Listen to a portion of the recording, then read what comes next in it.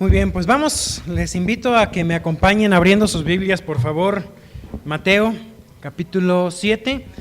Y les comentaba que probablemente sea la última del Sermón del Monte, pero decidí dejar la última sección para uno más, porque luego es mucho contenido para solamente un estudio y me alargo mucho, nos alargamos mucho. Entonces, a veces es mejor avanzar despacio, nadie nos está correteando, y ir estudiando con más detalle cada una de estas tan importantes partes del Sermón del Monte. Vamos a comenzar orando y damos inicio a nuestro estudio.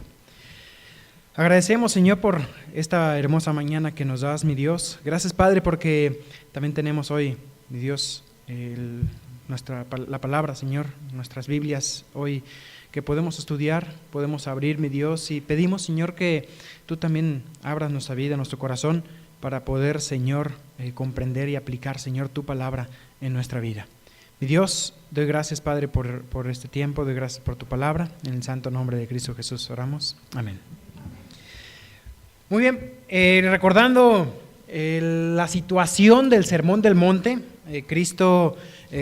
estamos estudiando la vida de Cristo, llegamos ahí ya iniciando el segundo año de ministerio, donde comienza esa época de popularidad, donde grandes multitudes seguían al Señor. Y bueno, Él habla al pueblo, habla a la nación, a sus seguidores, en cuanto a los principios que deben de gobernar el reino. Y sabes, una de las cosas claves también de todo este mensaje es corregir las malas interpretaciones que por mucho tiempo los judíos, esencialmente fariseos, la cúpula religiosa del pueblo judío, pues habían malinterpretado. Se habían vuelto muy quisquillosos con pequeños detalles, pero habían obviado las cosas más importantes como la razón de la ley. Decía Jesús, colaban el mosquito, pero se tragaban el camello. Se ocupaban de guardar con mucha minuciosidad ciertos detalles, pero se olvidaban de la importancia del amor. Entonces Jesús vino a corregir justamente esa mala interpretación que habían tenido de todo este texto. Ahora, imagínate tú la escena. Habíamos visto cuando comenzamos recién a estudiar el Sermón del Monte, vimos ahí unos videos de esa montaña donde Jesús enseña este sermón.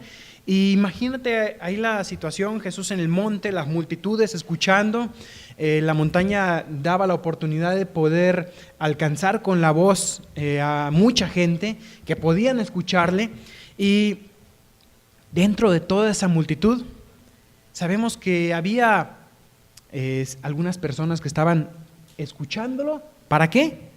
Para ver si podían atraparlo en alguna palabra, para ver si podían acusarlo. Había espías de los fariseos, había otros que iban por curiosidad, había muchos que buscaban a Jesús, pero pensando que sería aquel que organizaría una revolución para librarlos de Roma. Así que había mucha gente que por diferentes motivos seguían a Cristo. Sabes que hoy también todo esto aplica a nosotros, porque hoy en día mucha gente de la que dice seguir a Cristo tiene diferentes razones. Hay ocasiones en que he compartido el evangelio con algunas personas, y cuando pregunto por qué quieren recibir a Cristo, algunos dicen porque estoy enfermo y ya quiero que Dios me sane. Otros me dicen porque me está yendo mal. Otros tienen diferentes razones. Hay diferentes razones por las cuales a veces decidimos seguir a Cristo. Pensábamos en la ofrenda, por ejemplo, ¿por qué uno debe de ofrendar? Hay veces que pensamos en sigo a Cristo o le doy a Cristo, por ejemplo, la ofrenda, para que pues me está yendo mal, entonces para que Dios ya no me castigue, entonces como para evitar el castigo, ofrendo. Bueno, es válido, la Biblia habla de que pruebes ahora a Dios porque estás recibiendo tu jornal en saco roto. Otros podrían decir, bueno, Dios no me está castigando, pero para que no me vaya a ir mal, mejor ofrendo. Pero no es esa la razón. La Biblia enseña que yo debo hacerlo por agradecimiento, porque reconozco que todo es de Él. En mi vida es así. ¿Por qué debo de seguir al Señor? ¿Por miedo? porque me está castigado y quiero que me quite un castigo. No. Bueno, muchos seguían al Señor por diferentes razones. Ante esto, lo que Jesús empieza ahora a enseñar es en cuanto a distinguir lo verdadero y lo falso. Los discípulos verdaderos, el discipulado verdadero y el discipulado falso. Y lo hace a través de 4 contrastes. Vamos a ver en este estudio, si el tiempo no lo permite, y avanzo bien, 3 de esos contrastes. Y vamos a dejar el cuarto al final. Fíjate los 4 contrastes. Capítulo 7 de Mateo. El primer contraste está en el versículo 13 y 14. Y vemos ahí la puerta y el camino, ¿verdad? La puerta estrecha, el camino estrecho. El segundo contraste lo vamos a ver versículos 15 al 20, que habla de los frutos. El árbol bueno da buenos frutos, el árbol malo da malos frutos. Y el tercer contraste tiene que ver con aquellos que vienen y decían: Señor, yo te seguiré, yo te sigo, yo eché fuera demonios por ti. Y el Señor les dice: apartaos de mí, hacedores de maldad, nunca os conocí. El cuarto contraste es, versículos 24 hasta el final, los 2 cimientos. El que edifica la casa sobre la roca y el que edifica la casa sobre la arena. Entonces vamos a ver de estos 4 contrastes, vamos a avanzar sobre los primeros 3. Y voy a leer aquí versículo 13 y 14. Dice: entrad por la puerta estrecha, porque ancha es la puerta y espacioso el camino que lleva a la perdición, y muchos son los que entran por ella. Porque estrecha es la puerta y angosto el camino que lleva a la vida, y pocos son los que la hallan. Este es un franco contraste aquí entre los que son salvos y los que están perdidos. Hoy sabemos cómo recuerdo cuando yo, en mi adolescencia, yo crecí católico. En algunos momentos yo me ponía a pensar: ¿será que estoy en la religión verdadera? Y me ponía a pensar, bueno, es que hay tantas religiones, budismo, el musulmanes, y ¿será que estoy en la religión verdadera? Y dentro del mismo cristianismo hay diferentes, o sea, que los aleluyas, entonces testigos de Jehová, y yo soy católico. Y mi conclusión fue: bueno, creo que la mayoría en el mundo son católicos, entonces yo creo que la mayoría no puede estar equivocado. En mis momentos de lectura también de la Biblia, encontré este pasaje y eso me hizo dudar más todavía en mi corazón, porque decía, bueno, es que este pasaje me está enseñando que la mayoría está equivocada.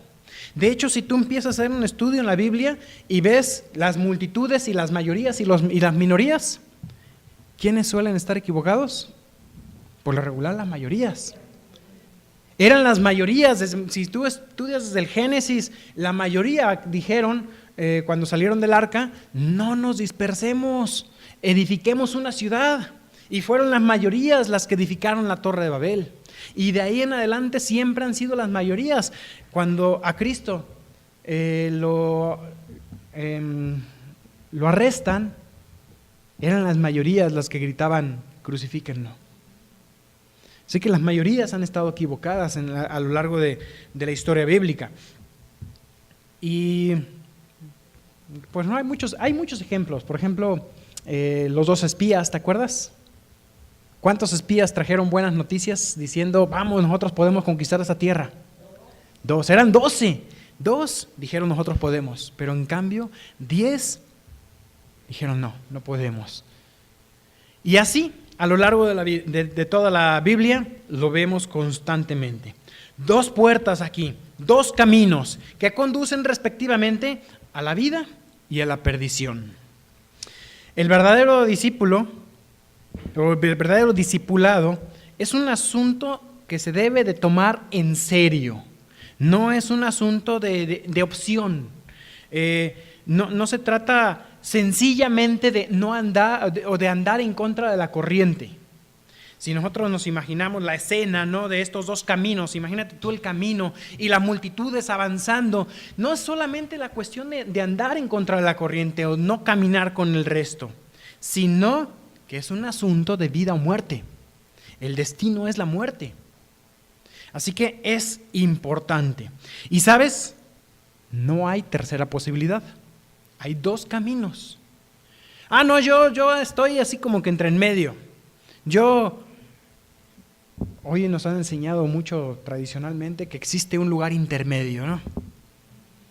Como es sabido que todos somos pecadores y como es sabido que el cielo es un lugar de pureza y de perfección, entonces yo me reconozco pecador, pero no soy tan pecador. Entonces debe de haber un lugar donde yo pueda expiar mis pecados antes de poder entrar a la presencia del Señor.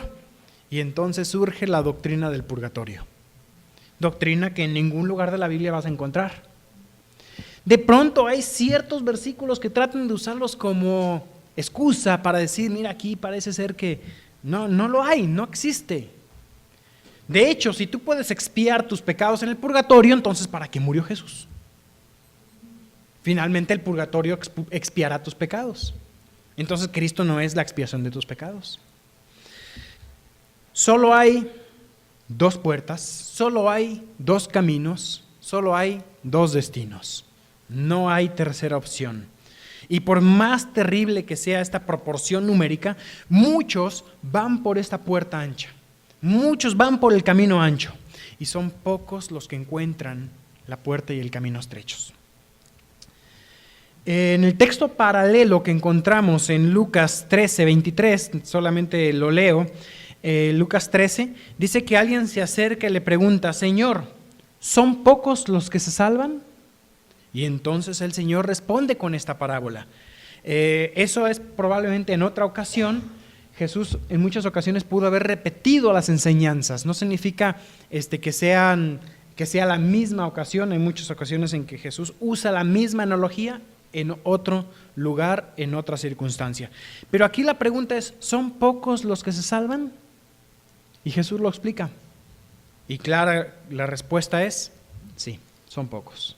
Desgraciadamente el camino ancho es el camino que lleva a la perdición. Aquí se juntan las dos imágenes. La puerta, que puede ser estrecha o puede ser ancha, y el camino, que también puede ser amplio o angosto.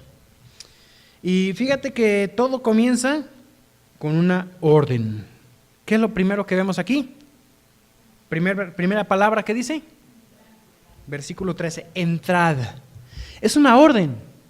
Dios está pidiéndote, es decir, debes hacerlo. Entra por este camino. No es Dios jalando gente y metiéndola hacia adentro. Cristo mismo dice, entrad por la puerta estrecha. Es decir, tienes que hacerlo. Es una orden. Es la verdadera puerta. No es de nuestra incumbencia especular quién entró y quién no, cuántos entran o cuántos no. O empezar a decir, no, tal persona no es salva. No es lo que te debe preocupar. Lo que te debe preocupar es que tú hayas entrado por ese camino. Hay dos formas de ver la puerta y el camino. Algunos han encontrado o han definido que el camino lleva a un destino, que es la puerta, y la puerta es la entrada al cielo. Personalmente lo veo al revés. La puerta es la entrada al camino. Y ese entrar por la puerta, sabemos quién es la puerta, ¿no? En Juan capítulo 10, versículo 9, dice, yo soy la puerta. El que por mí entrare, será salvo. Entonces, yo entro por la puerta, ¿cuándo? En el momento en que yo creí en Cristo. Y la otra imagen, la imagen del camino, ilustra también el sentido de la vida cristiana. El camino angosto es difícil. La vida cristiana nunca se promete como algo fácil. Muchas veces hay personas que piensan que cuando tú recibas a Cristo, todo va a ser más fácil, pero resulta ser que recibiste a Cristo y no fue fácil. Encuentras oposición, encuentras que hay piedras en el camino al ser angosto, no es tan fácil circularlo, puede ser que tengas precipicios a los costados, que sea un camino peligroso. Y la vida, sabes que la vida cristiana tiene sus obstáculos. No se está prometiendo un camino fácil. Pero sabes, este camino nos habla de ese peregrinar cristiano mientras avanzamos a nuestro destino final, hasta alcanzar un término. Juan, capítulo 14, versículo 6, Jesús dijo: yo soy el camino, la verdad y la vida. Nadie viene al Padre si no es por mí. Entonces, ¿quién es la puerta? Jesús. ¿Quién es el camino? Jesús. Y son pocos los que lo hallan. Son pocos los que avanzan por ese camino. Ahora, entendemos entonces que la conversión, el nuevo nacimiento, es la puerta para entrar a ese camino en el cual yo voy avanzando en mi vida cristiana. Y dice también aquí, en el versículo 13, dice: entrad por la puerta estrecha, porque ancha es la puerta y espacioso el camino que lleva a la perdición, y muchos son los que entran por ella. Avanzando por ese camino a la perdición van muchos. Y sabes, la perdición es la única posibilidad de ese camino ancho, de esa puerta ancha, del cómodo y confortable camino, del camino de la corriente de este mundo. Menciona también la Escritura que aquellos que van en este camino les parece cosa extraña que nosotros no caminemos en ese mismo camino de ellos. Y las palabras dicen: el mismo desenfreno de disolución, y dice finalmente: os ultrajan, hacen vergüenza de aquellos que van por el camino angosto. ¿Para qué vas por ahí? Estás echando a perder tu vida. Que un joven toma la decisión de ir a estudiar al instituto bíblico, ante muchos era echar a perder la vida. Cuando yo le compartía a mis amigos en la secundaria, en la prepa, que yo me iba a ir a estudiar el instituto bíblico, me decían: pero si tú podrías hacer esto, podrías estudiar para médico. Algunas de mis hermanas ya tenían planes para mí, que me iban a apoyar con una carrera de medicina, o a mí me gustaban carreras de ciencia, y veían como desperdiciar mi vida, o cuando menos desperdiciar los 3 años que me fuera a estudiar a Argentina. Fueron 4 al final.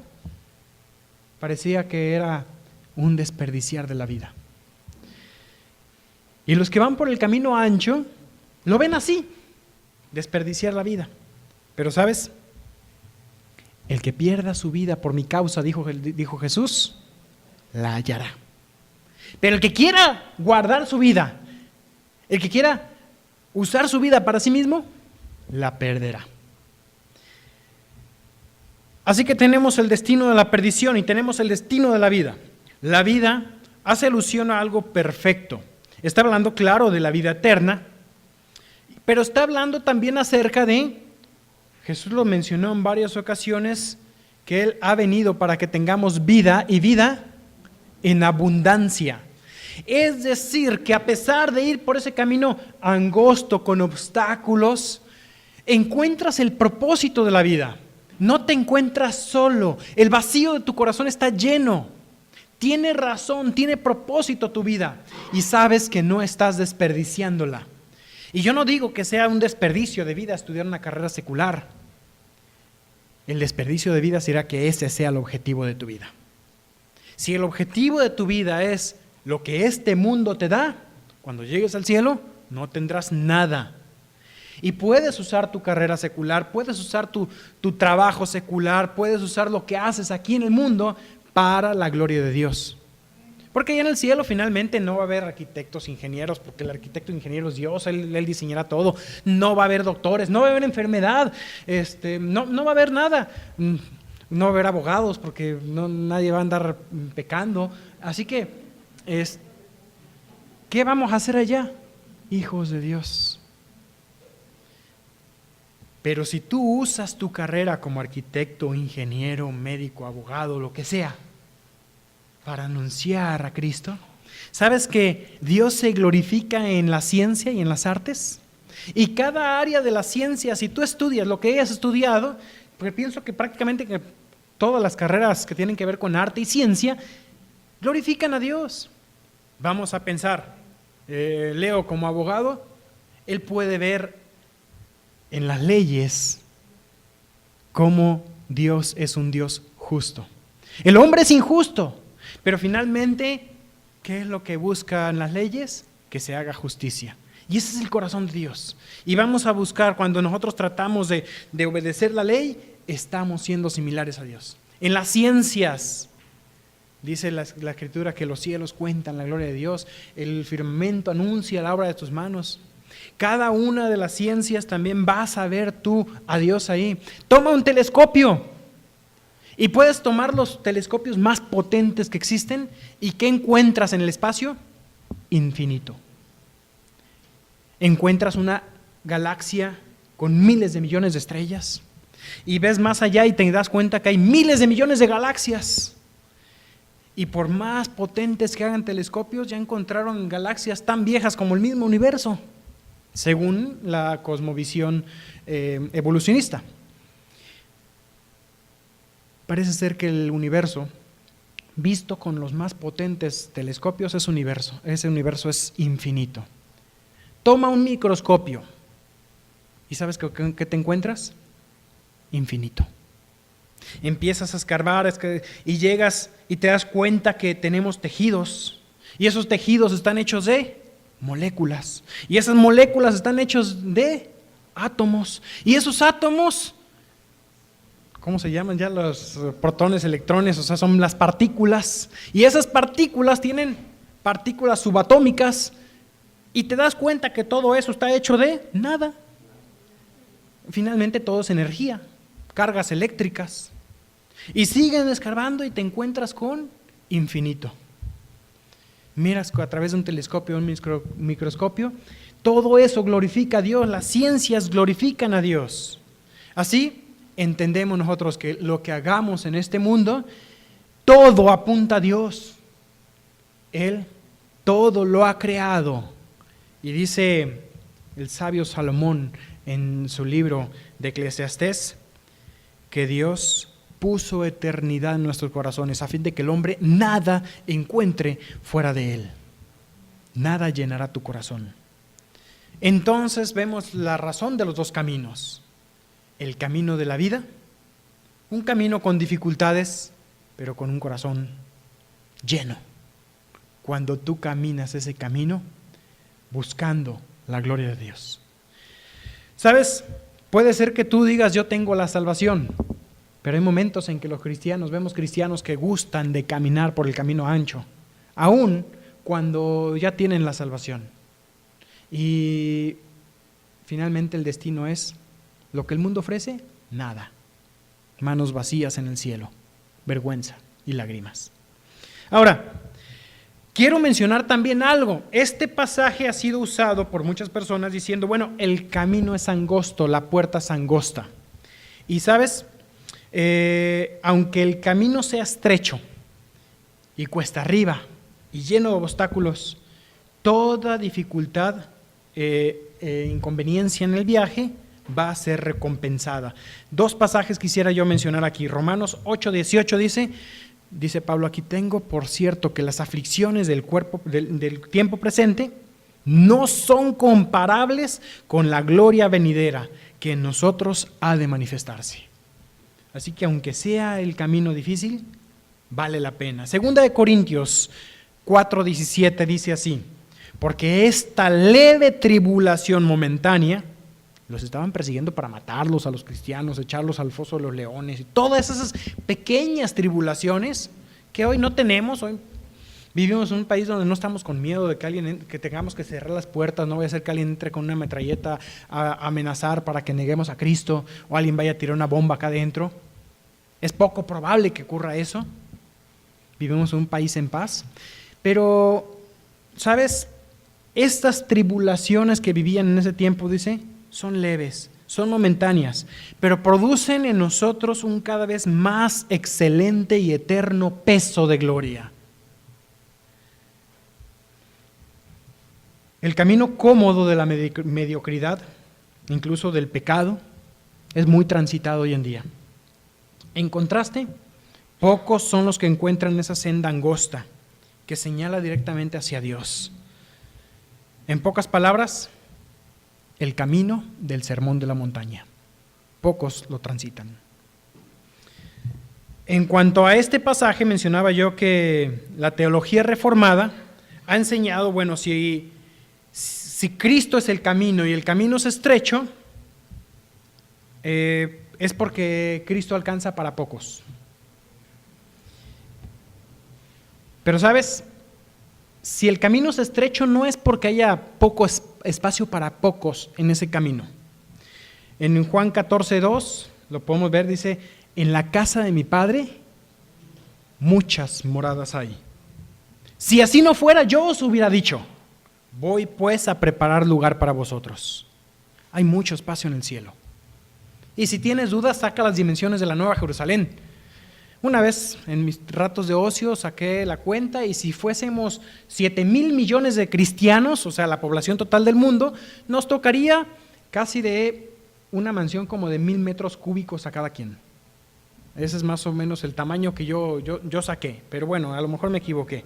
Es enorme, realmente, la Nueva Jerusalén. Además que creará cielos nuevos y tierra nueva y demás.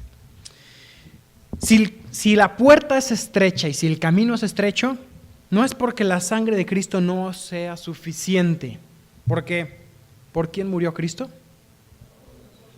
Leo, 1 Timoteo 2:6, el cual se dio a sí mismo en rescate por todos, de lo cual se dio testimonio a su debido tiempo, murió por todos. Isaías 53:6, todos nosotros nos descarriamos como ovejas, cada cual se apartó por su camino, mas Jehová cargó en él el pecado de todos nosotros. Cristo murió por todos. En segundo lugar, Cristo murió por cada hombre. Dice Hebreos 2:9, pero vemos en aquel que fue hecho un poco menor que los ángeles, a Jesús, coronado de gloria y de honra a causa del padecimiento de la muerte, para que por la gracia de Dios gustase la muerte por todos los hombres. Juan 3:16 dice que de tal manera amó Dios al mundo que ha dado a su Hijo unigénito, para que todo aquel que en él crea no se pierda, mas tenga vida eterna. Murió por el mundo. En 1 de Juan 2:2 dice que él murió por todo el mundo. Él es la propiciación por nuestros pecados, y no solamente por los nuestros, sino también ¿por quién? Por los de todo el mundo. En Romanos 5:6, la teología reformada enseña que Cristo murió solo por los salvos, pero dice Romanos 5:6 que Cristo, cuando aún éramos débiles, a su tiempo murió ¿por quién? Por los impíos. En Segunda de Pedro 2:1 habla de que Cristo murió por inconversos, por falsos maestros. Hubo también falsos profetas entre el pueblo, como habrá también entre vosotros falsos maestros, que introducirán encubiertamente herejías destructoras y aún negarán al Señor que los rescató. Dice en Mateo 20:28, como el Hijo del Hombre no vino a ser servido, sino para servir y a dar su vida en rescate por muchos. En Juan 11:50 dice, aquí está hablando el sumo sacerdote y lo dice así: ¿no pensáis que nos conviene que un hombre muera por el pueblo y no que toda la nación perezca? Y después aclara aquí el evangelista, esto no lo dijo por sí mismo, sino que como era el sumo sacerdote aquel año, profetizó que Cristo habría de morir por la nación. Por Israel murió. Efesios 5:25, maridos, amad a vuestras mujeres así como Cristo amó a la iglesia y se entregó a sí mismo por ella. Y en décimo lugar, y el más importante de todos, Gálatas 2:20. Con Cristo estoy juntamente crucificado, y ya no vivo yo, mas lo que ahora vivo en la carne, lo vivo en la fe del Hijo de Dios, el cual me amó y se dio a sí mismo por mí, murió por mí. Entonces entendemos, quiero explicar esto porque algunos llegan a la conclusión de que si Cristo murió por todos, entonces todos serían salvos. Eso se habla de la salvación universal, lo cual también claramente en la Biblia no lo enseña. Los hombres, ¿por qué son condenados? ¿Por qué van al infierno? Pues entonces, si es por el pecado, debería yo ir al infierno. Todos hemos pecado, entonces todos merecemos el infierno. Quien va al infierno muere porque ha rechazado a la persona y a la obra de Cristo. Rechazaron el único medio de sus para salvación. El que en él cree, dice Juan 3:18, no es condenado. Pero el que no cree, ya ha sido condenado porque no ha creído en el nombre del unigénito Hijo de Dios. Y Juan 5:40, dice Jesús, ustedes no quieren venir a mí para que tengáis vida. Entonces, quien va al infierno, va por rechazar a Cristo. En cambio, quien va al cielo va porque creyó en Cristo. Esa es la diferencia. Los incrédulos nunca podrán decir que no se hizo provisión por ellos para ser salvos o que no les haya sido ofrecida a ellos. Jamás podrán decir delante de Dios, yo estoy yendo al infierno porque Cristo no murió por mí. No. La razón por la cual no son salvos es porque rechazaron a Cristo, porque rechazaron al Salvador de todos los hombres. 1 Timoteo 4:10 dice, por esto mismo trabajamos y sufrimos oprobios, porque esperamos en el Dios viviente, que es el Salvador de todos los hombres, mayormente de los que creen.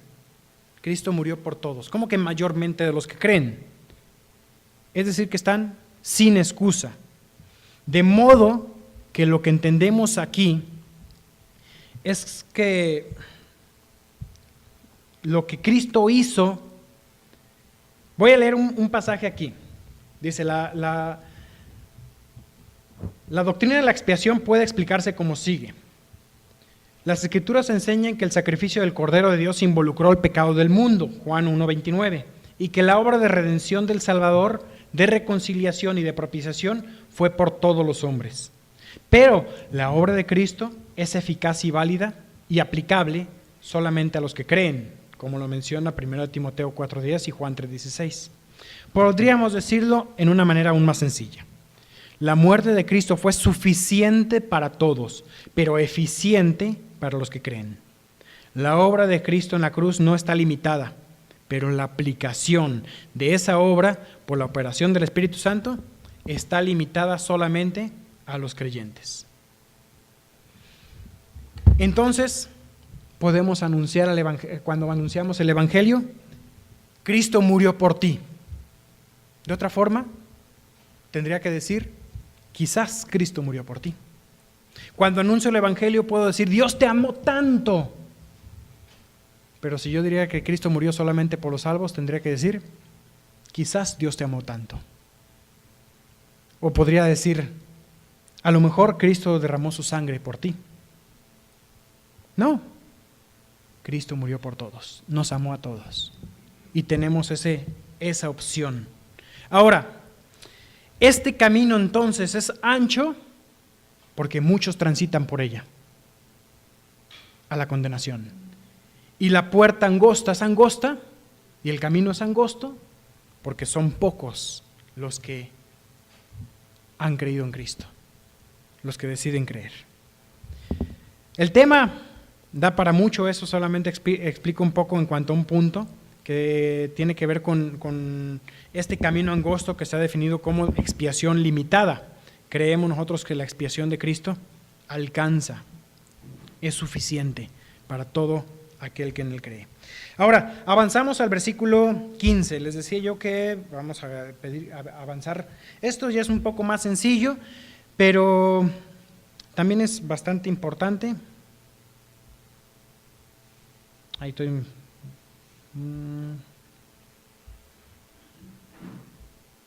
Ando buscando acá en mi tablet, es un poco complicado encontrar las notas a veces. Ahí está. Mateo 7:15. Guardaos de los falsos profetas que vienen a vosotros con vestidos de ovejas, pero por dentro son lobos rapaces. Imagínate tú un lobo, pero cubierto con una piel de oveja, bien tapadito. parece ser oveja, quizás porque está cubierto, pero es un lobo. ¿Cómo vamos a distinguirlo? Como ovejas, podemos ver a todos y parecemos ovejas. ¿Cómo distinguimos a un falso maestro? Por sus frutos los conoceréis. A veces no tiene que ver solamente con la enseñanza, tiene que ver también con conocer el carácter de la persona. Ustedes pueden verme a mí, aquí, parado delante, pero tienen que conocer también mi carácter. No estamos hablando de que seamos impecables o sin pecado, porque todos somos pecadores y todos nos necesitamos mutuamente, pero es importante conocer a la persona como tal. Y dice, por sus frutos los conoceréis. ¿Acaso se recogen uvas de los espinos o higos de los abrojos? Así todo buen árbol da buenos frutos, pero el árbol malo da frutos malos. No puede el buen árbol dar malos frutos, ni el árbol malo dar frutos buenos. Todo árbol que no dé buen fruto es cortado y echado al fuego. Así que por sus frutos los conoceréis. Hablamos nosotros ya de una salvación por gracia, por medio de la fe, no por obras. Efesios 2, 8 y 9. Pero el 10 dice, somos hechura suya, creados en Cristo Jesús para buenas obras. De modo que existe un grave riesgo de decir salvación por gracia, entonces hagamos lo que queramos. No, la Biblia deja en claro que la genuina salvación, ¿qué hace? Da fruto.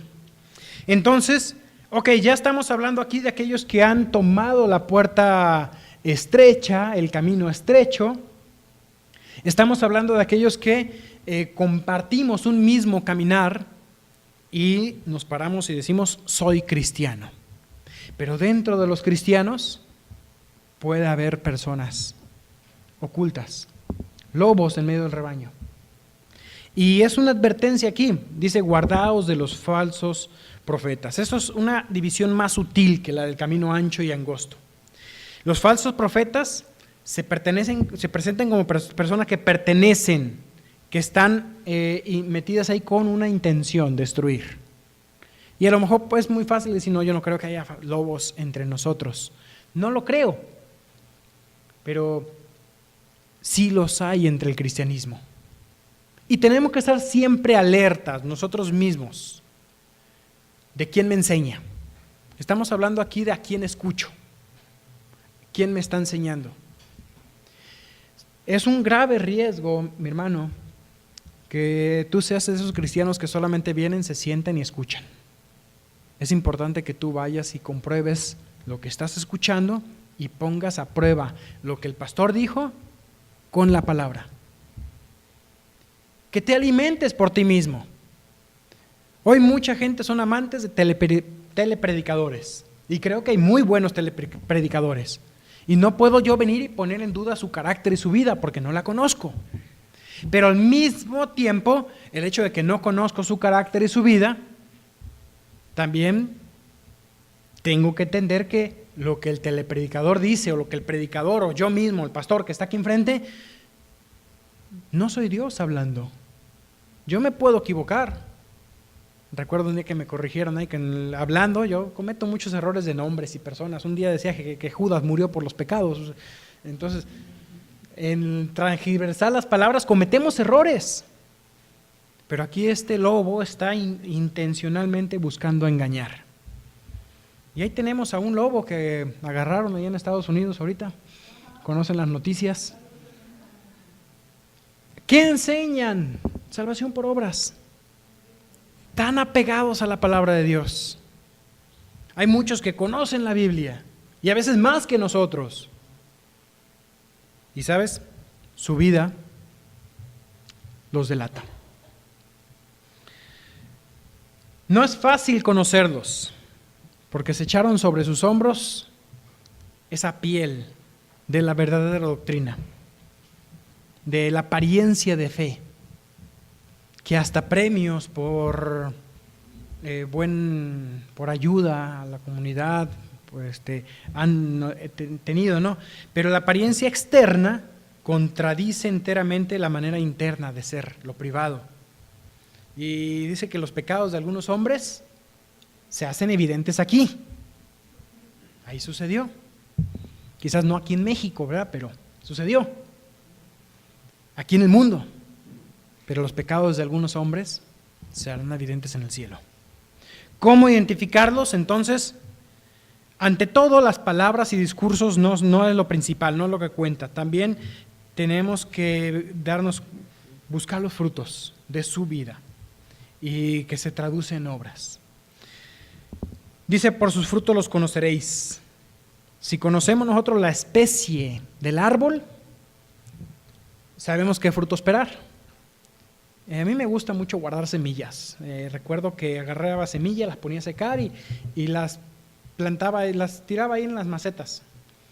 En una ocasión, limpiando mi jardín, empezaba a arrancar hierbas y estaba arrancando una y dije, ¡ay, no será una de las que sembré!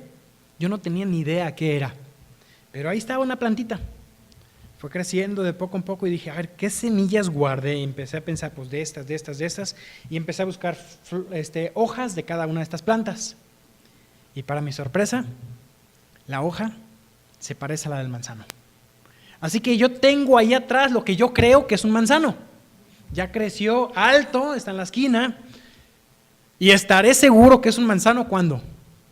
No soy agricultor, yo no puedo, seguro que tengo personas aquí que conocen el manzano y me dicen, sí, este sí es un manzano, no, esa es una hierba rara que creció ahí, y me podrán decir si sí o no, pero yo creo que es un manzano, porque eché semillas de manzana, entre otras, sé que, porque echaba también de uvas, y evidentemente no es una vid, esa es muy clara la diferencia, pero sabré qué tipo de manzana será roja, será golden. ¿Cuándo lo sabré? Cuando dé el fruto. Ahora, si conozco la especie del árbol, sabré qué fruto esperar. Y sabes, hay veces que aún sembrando una buena semilla, tengo un mal árbol. No sé si te has dado cuenta que yo crecí en un rancho lleno de mangos. Hay ciertos mangos que cada año se llenan de mangos. Es curioso porque el árbol descansa. Un año descansa, otro da un pocos mangos y el otro da muchos, o por ramas. Una rama se llena de mangos un año y otra rama el otro año. Pero hay otros mangos que siempre fueron malos. Y sabes, aún Juan el Bautista empleó la metáfora diciendo, el hacha está puesta a la raíz de los árboles. Por tanto, todo árbol que no dé buen fruto es cortado y echado al fuego. ¿Y recuerdas aquella historia de la higuera que no daba frutos y viene el labrador y dice, déjame primero que cabe y vamos a darle una oportunidad de un año más? Ahora viene una aplicación para mí. Yo no estoy diciendo que seamos falsos maestros o algo así, pero sí tengo que analizar mis frutos. ¿Cómo están mis frutos? El hecho de ser un buen árbol o de una buena semilla puede ser que no dé buenos frutos. No sé si mi manzano ahí en la esquina va a dar buen fruto o no. No sé si Tequisquiapan es una buena zona para manzanas. Yo pensé que eran el de más frío, más alto, no lo sé. Quizás sea un mal lugar. Entre todo el semillero que me creció, me nacieron muchos mangos y crecían bonitos así desde el principio, pero ¿sabes qué le pasa al mango? No sé por qué, pero se me secaron todos, así como que se pusieron de acuerdo para secarse. Entonces dije, no, el mango no se da. Puede ser que no estés dando fruto y tienes que analizar tu vida. El árbol que no da buen fruto también hay veces que necesita una poda, necesita ser limpiado y puede ser que necesites limpiar tu vida. Necesito avanzar porque quisiera aclarar también, explicar también un poco, no aclarar, porque creo que es muy claro, estos pasajes son bastante claros, es realmente sencilla la enseñanza del Sermón del Monte, pero profunda al mismo tiempo, y vamos a avanzar hacia el versículo 21. Y aquí tenemos otro contraste.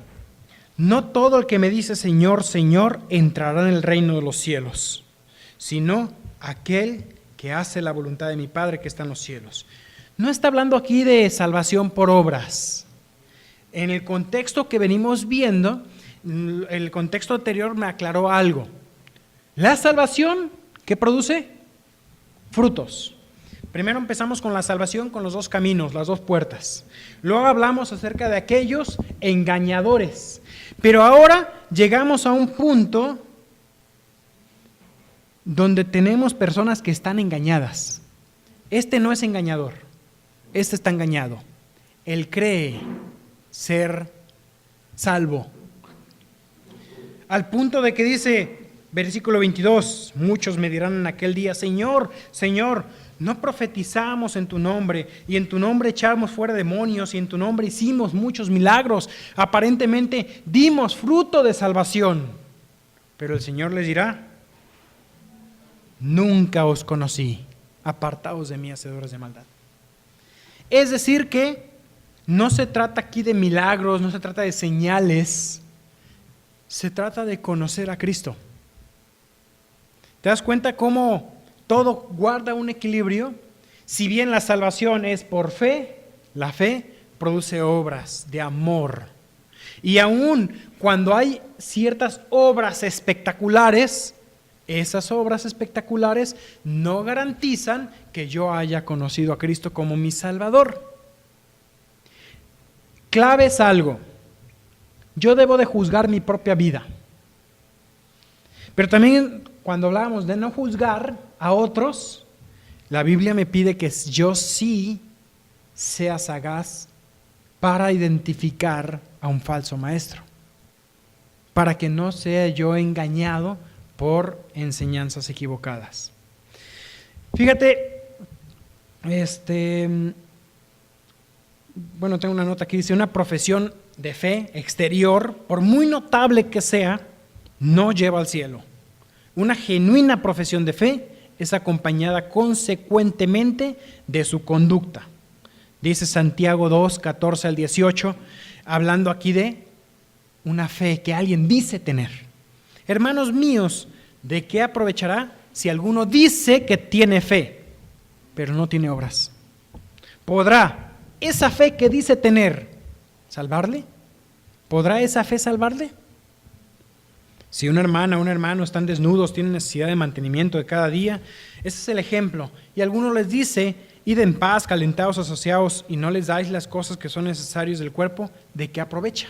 Así también la fe, si no tiene obras, es muerta en sí misma. No sirve de nada decirle al hermano, ve, caliéntate, cuando no tiene con qué taparse. Ve, come algo si no tiene que comer. Esa es la ilustración también de la fe y las obras. Pero alguno dirá, tú tienes fe. Bueno, yo tengo obras. Muéstrame tu fe sin tus obras. Es imposible. Yo te mostraré mi fe por mis obras. No está diciendo que las obras salvan. Está diciendo que la fe genuina produce obras. Las obras acompañan la fe. ¿Qué va primero? La fe. Y la acompaña la obra. No es al revés, no es primero obras y luego salvación. Primero es fe salvadora y luego obras. Hay veces que distorsionamos los atributos de Dios. Imagínate tú un arco iris. El arco iris presenta en varias ocasiones en la Biblia a Dios, que dice que es la multiforme sabiduría de Dios. La palabra multiforme, multicolor. Si tú haces demasiado énfasis en un atributo de Dios, puede ser que distorsiones los demás. Hoy en día muchos toman el atributo del amor de Dios y lo distorsionan, lo agrandan tanto, que dejan de ver la justicia de Dios, la santidad de Dios. Entonces Dios, como es Dios todo amor, Dios me tiene que perdonar, Él es amor, ¿cómo va a mandarme al infierno? Entonces yo tengo que tener un correcto entendimiento de Dios y de cada uno de sus atributos. No puedo yo enfocarme solamente en el que a mí me gustó.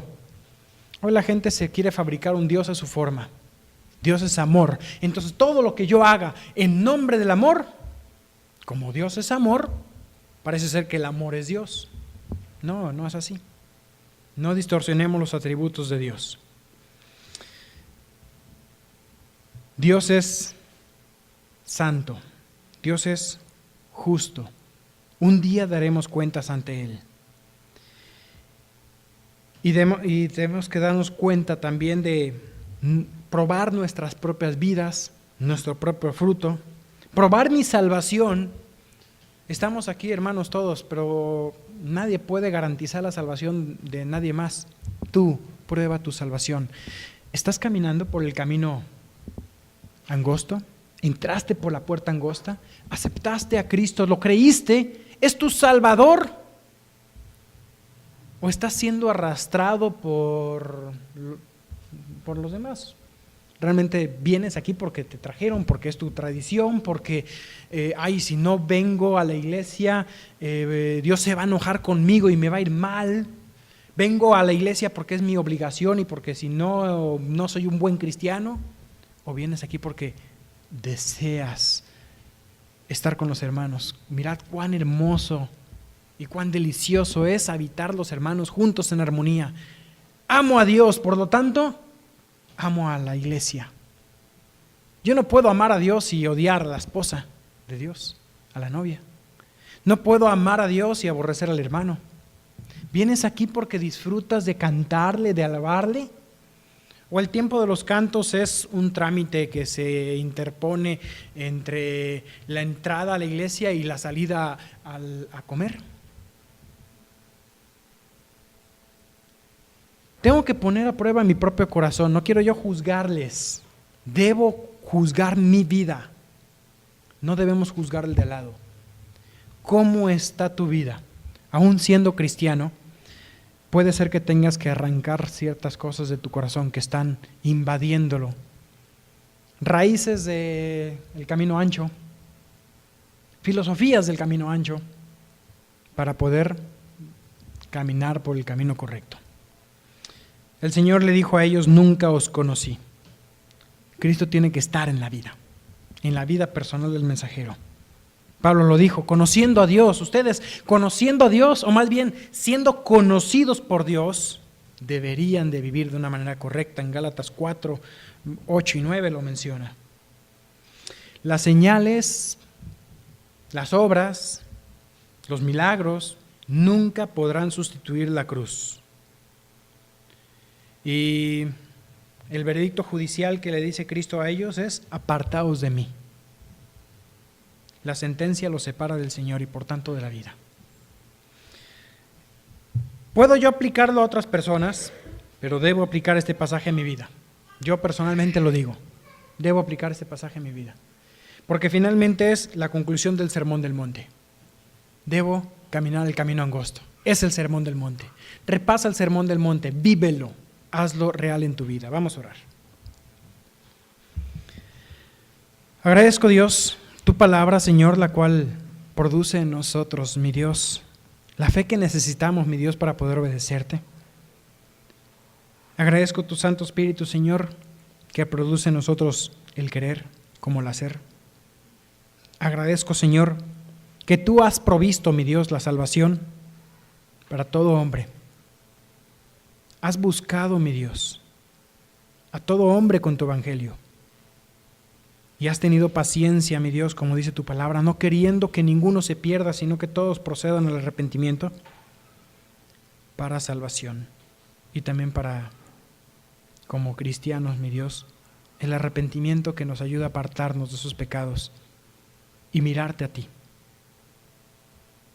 Te doy gracias, Padre, por este pasaje, Señor, que hemos estudiado.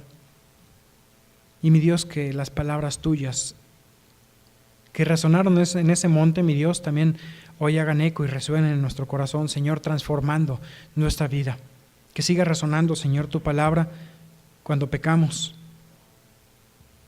cuando hacemos algo equivocado.